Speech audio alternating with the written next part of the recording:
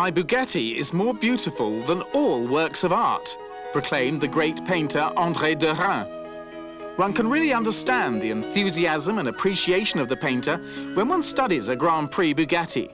It isn't perhaps a work of art in the literal sense, because its beauty is more functional and, in a way, coincidental.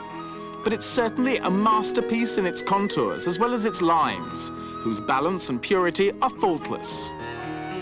That other great name in motor racing, Enzo Ferrari, wasn't quite the same art connoisseur as Bugatti, who came from a great creative family. However, when he described the creation of a racing car, he used words which were more artists' jargon than engineers.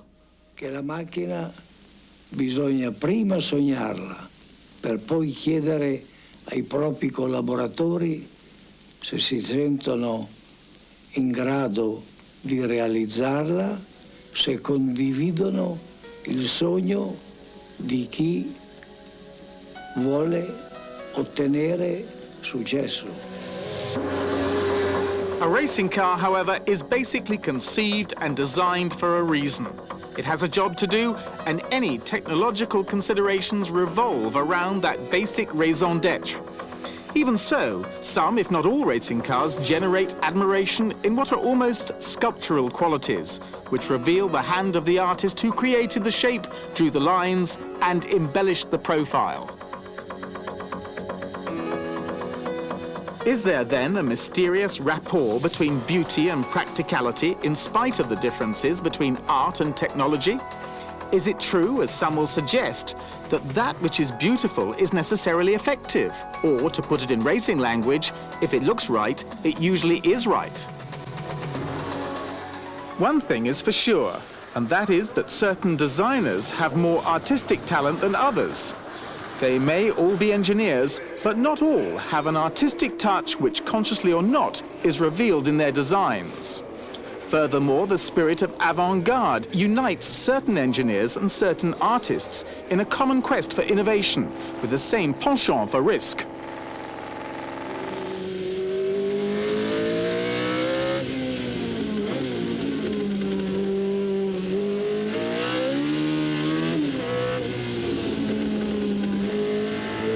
Gordon Murray, who designed the Brabhams in the 70s and 80s, was never simply happy to design competitive cars. The products of his pen always had an air of elegance, too. I think generally in engineering, things that look right are right. It's something that happens almost subconsciously when you're drawing something. There are a lot of areas on the car that aren't actually aerodynamically important.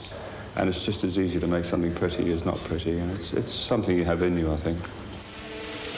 On the car design side, I think there's a very strong emotional feel, even though it's a very technical subject, a racing car.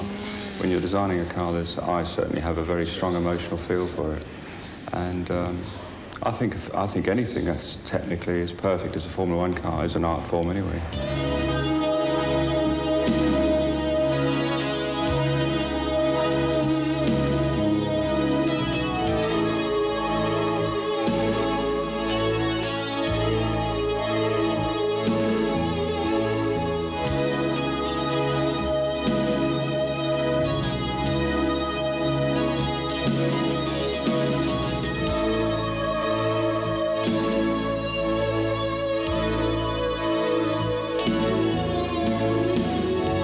There is a style to creativity, but then there is also a style to driving itself. Quite simply, but also significantly, driving may be divided into two areas. There are the fighters or attackers, and the stylists. But first of all, can we assume, without abusing the term itself, that there is an art to driving? I think any activity in the highest plane of ability develops into an art. To have the balance, the poise, the concentration, it takes an artistic touch to take out the most of any racing car, to be able to use a track more completely than anyone else, to recognize the limits of the car and manage them to the limits, the ultimate limits of the driver's skill. To be able to combine all of those things together is indeed a very special skill, which I believe is art form. There again exists the coincidence between the beauty of the action itself and its efficiency. The art of driving has evolved with technology over the years. In these heroic early days, margins for maneuver were limited by the poor handling of the machines themselves. It was more a question of courage, of physical force, of tactics, and of mechanical sympathy. But once the chassis began to develop, along with suspension and tyres, a new style of driving was born, that of sliding the car, the controlled drift. This was deliberately induced to take advantage of the balance and manoeuvrability of the machine by surpassing the physical limit of adherence thanks to driving ability. Tazio Nuvolari was the inventor of this style of driving in the 30s. Later, Juan Manuel Fangio and Stirling Moss would take this style of driving to its limit. But Moss, in turn, invented his own technique. He discovered that there were new limits to braking, thanks to the progress made in road holding in the 50s and 60s. The art of driving a car is to keep a car balanced. And you ask more of a car than one normally would, and you put it into a position where you're saying, I want you to steer, and taking the feedback from the car gives you a message. And I felt that obviously accelerating and braking, there isn't that much difference to one driver to another. There's some, but not that much. And I felt that if I could run my braking into a corner where my braking would then accelerate or compensate for steering. In other words, you go into a corner, if you brake at the right place, you can oversteer. You can then use that set oversteer, if you like, to accentuate the steering that the car will give you, and therefore utilize it for the cornering of the car. Moss honed his style of driving by watching his sometime team leader and rival, Juan Manuel Fangio, who reckoned that science had nothing to do with it, and whether artist or driver, natural talent was everything. Bueno, el estilo se va cumpliendo con el tiempo. Nadie nació sabiendo. Y al principio, cuando yo corría, todo lo agarraba fuerte. Hasta me lastimaba las manos. Después comprendí que no era necesario. Con los dedos se manejaba mejor y que todo se va haciendo con el tiempo. Nadie nació sabiendo. Todo lo aprendemos con el tiempo. At the start of the 60s, the movement of engines in Formula One from the front to the mid-engined position in the chassis and the decrease in their power due to a reduction in capacity gave rise to a style of driving that was altogether more subtle. The very sensitive behavior of these passive machines, which seemed so ready to spin like a top at the slightest sudden change of balance, demanded an increasingly greater sense of precision and a touch more delicate than ever.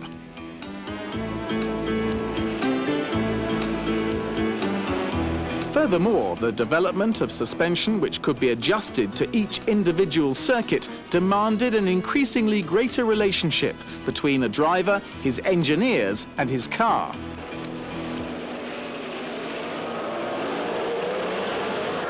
Jim Clark was the first expert of this trend, which continued and was established by Jackie Stewart and then Niki Lauda during the 70s. These champions established the theory of total temperance in their driving to the point where they managed totally to disguise any sensation of speed to observers. In fact, to watch those who practiced in this school of driving with their squeaky clean cornering lines and faultless acceleration, one was tempted to think, wrongly of course, that they were totally in control all the time. Equally, it seemed that their speed was in directly inverse proportion to the effort that they made to set quick times.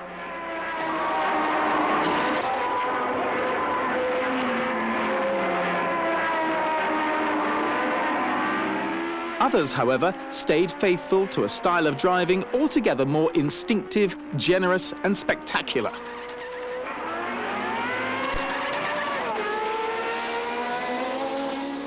The Ronnie Petersons and Gilles Villeneuves of this world had just one passion, one creed, one approach: to attack to the limit. They fought as much with their cars as with the opposition, and they gave their all with great panache, even though it may not have been the ideal way of extracting the best from a Formula One car of the 70s or 80s. In fact, the advent of softer and softer tyres meant that their style of sideways driving tended to overheat their tyres, which was harmful to both their survival and efficiency. But it also caught the imagination of the crowds, who recognized how these crazy warriors generously let their spirit run amok. Their audacity, their extravagant style perpetuated the myth of the romantic daredevil heroes, elevating Grand Prix racing to the world of Beethoven.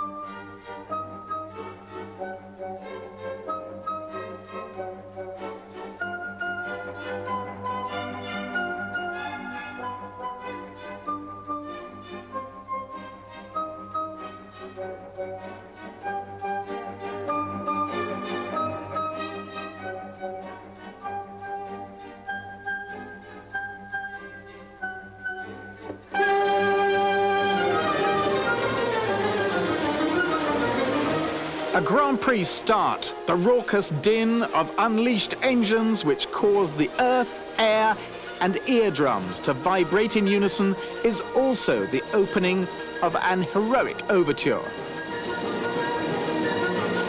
The field which jockeys fortissimo on the first lap, the sharp, abrupt gear changes, the mounting revs after each one, which mix together in a syncopated and frenetic rhythm. They sound like something produced by an orchestra gone mad.